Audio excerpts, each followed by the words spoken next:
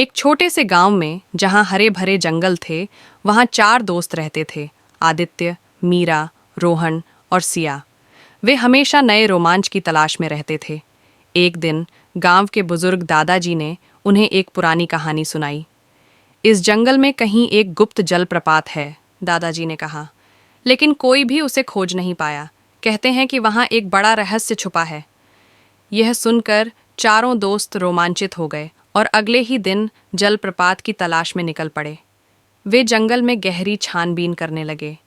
चिड़ियों की चहचहाहट और पत्तों की सरसराहट के बीच उन्होंने पुराने पेड़ों और चट्टानों को पार किया। अचानक मीरा को एक पत्थर पर तीर का निशान दिखा।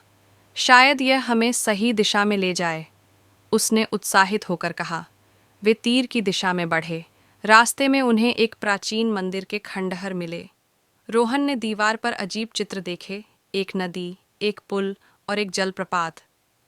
शायद यह हमें रहस्य तक ले जाए, आदित्य बोला। आगे बढ़ते ही वे एक घनी बेलों से ढकी चट्टान के पास पहुंचे। सिया ने बेलों को हटाया और उनकी आंखें हैरानी से फैल गईं। पीछे एक खूबसूरत जलप्रपात बह रहा था। सूरज की रोशनी में पानी सोने जैसा चमक रहा था। लेकिन तभी उन्हें एक पत्थर पर कुछ अंकित दिखा।